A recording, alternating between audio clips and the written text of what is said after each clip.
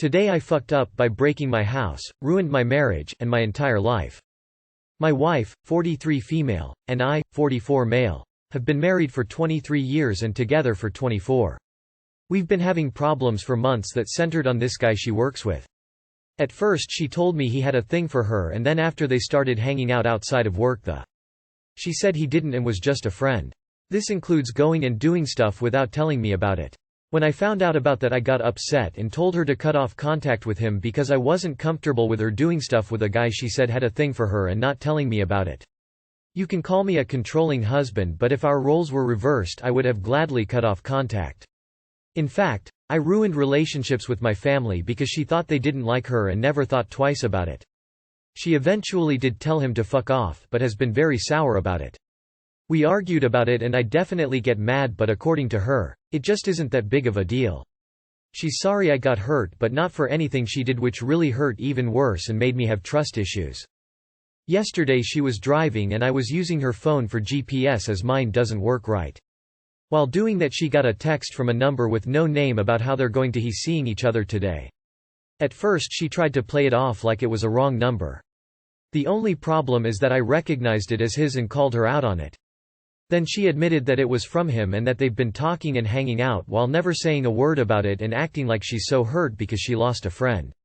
Here's where the major foo part comes. When I got home I was hurt worse than I ever have been, which made me mad, so I started breaking stuff. It started with my stuff, but it spread to hers too. I know how abusive that is and I own that. It's one thing to be hurt and upset, but I crossed a line big time and it's not one I can go back over.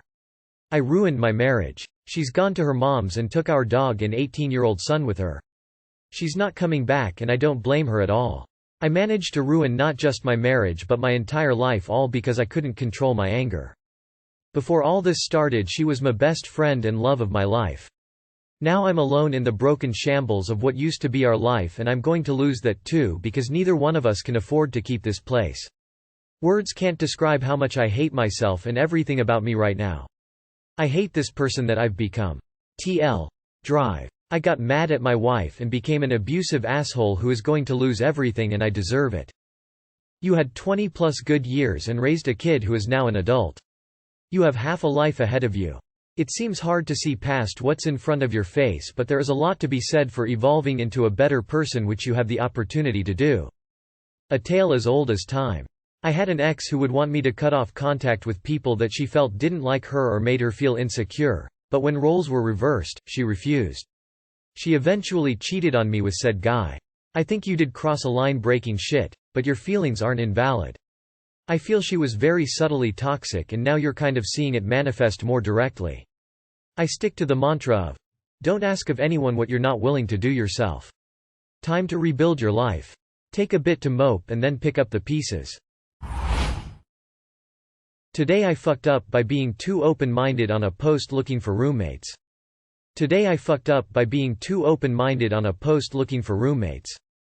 Pretty much the title. My post looking for roommates in NYC said, open to 420 plus, LGBTQ plus, pets plus, whatever, just be normal. I thought I was being open and accepting. Pay your rent and don't be creepy were my basic parameters. So, a heroin addict moved in and shortly after a girl I had never seen before overdosed and died in my apartment. Later, the roommate told me that he assumed the 420 plus meant hard drugs were good to go. That's why he moved in. I didn't mean 420 plus like that. Now I've seen a dead person and bags of needles and a dead person in a body bag, in the same night. I guess it was her second time doing heroin.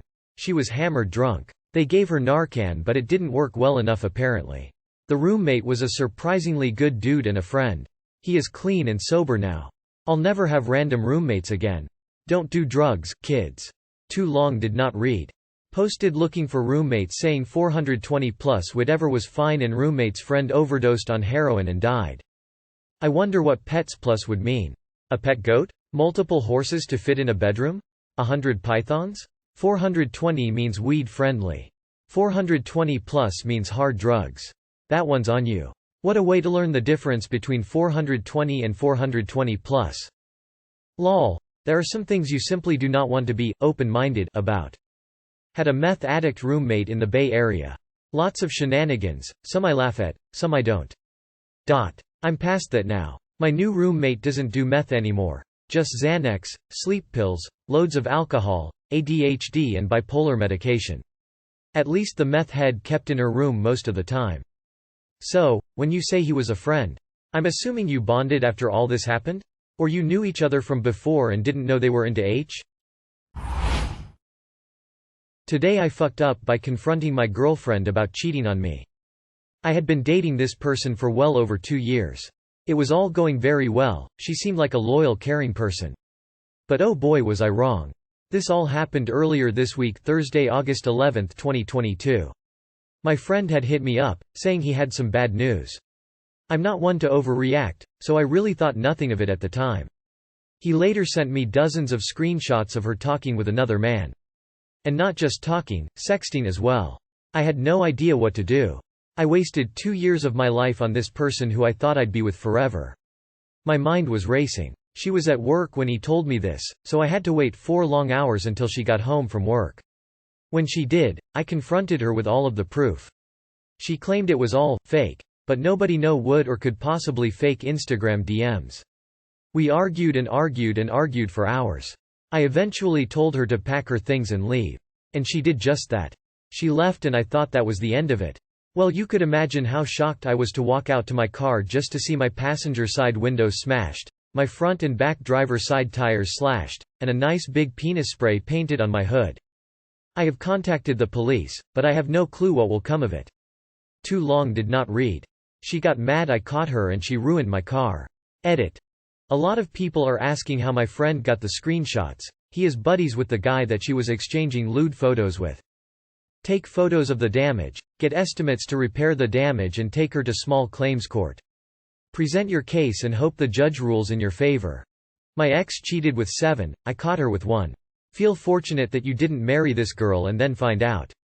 Or had a kid with her and then found out. Many scenarios where this could have been worse, my friend. Me ex stabbed me instead of wrecking my car. Choked me and tried to blind me. And that's not even touching on the emotional or sexual abuse. I'm glad you are out of that horrible situation. At least you can fix your car. Plenty of fish in the sea, my friend. Just be upfront about expectations in your next relationship. Communicate, which is the key to success, by the way, and I am sure you'll find true happiness. How long from the time you kicked her out did you walk out to see your car? Does she just randomly have spray paint in her purse for situations like this?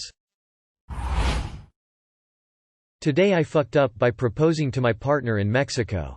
Obligatory. This happened last week and is a continuing saga. Last week I, M44, took my partner, F44, and her daughter, 12, and my sons, 12, 16, on a vacation to Puerto Vallarta, Mexico. I got 2 suites, one for the kids and one next door for the romantic couple. In addition to typical plans of surfing, swimming with dolphins, ziplining, etc., which were all amazing. I arranged a very special surprise. A romantic private dinner at sunset on the beach for my partner and I. Beforehand I talked to my partner's daughter and told her I wanted to ask her mommy to be my partner forever and for us to all be a family together. I asked her if that would be all right and she said, yes. I also talked to both of my boys and made sure they were fully on board as well. Everyone was excited about the plan, so I told them they'd be able to see us from the balcony of the hotel, but that I also wanted them to come join us at 8 o'clock so they could be there when I would pop the big question. Dinner was perfect. A private chef served us an amazing bottle of wine followed by a terrific salad and delicious authentic enchiladas with beans and rice. And then our kids came down almost perfectly on time. They'd all taken it upon themselves to shower and do their hair, and replaced their swimsuits. My partner's daughter wore an adorable dress and both of my boys donned slacks and polo shirts. With a picture-perfect sunset over the ocean I got down on one knee. In retrospect, that's when I first felt the storm inside beginning to rumble. But let's ignore it for now, just like I did in the moment. I told my partner that I was madly in love with her, that I loved the family we'd built together, and that I wanted to share a million more adventures together with her. Tears of happiness overflowed as I asked her if she'd be my forever and she said, yes. We spent time hugging each other and with each of our kids as the sun set. My partner's daughter asked what she should call me now and we agreed on stepdad. I tried for the coolest, most awesome guy in the world, but she thought that was too wordy. My 12-yo acknowledged our commitment by similarly calling my partner his stepmom. We shared a wonderful dessert with the kids, had one last special group hug, signed La Cuenta, and began walking back to our room for what I'd expected would be a night of romance and passion to celebrate an amazing evening and love for each other. I was so badly mistaken. It started out with a little rumbling and feeling flushed. But by the time we'd gotten the kids tucked in, I was curled up in a ball on the bed sweating. I went through no less than 7 pair of underwear that night and left a trail of liquid shit from my bed to the toilet that only became truly visible in the light of day. But the worst of it has got to be the smell.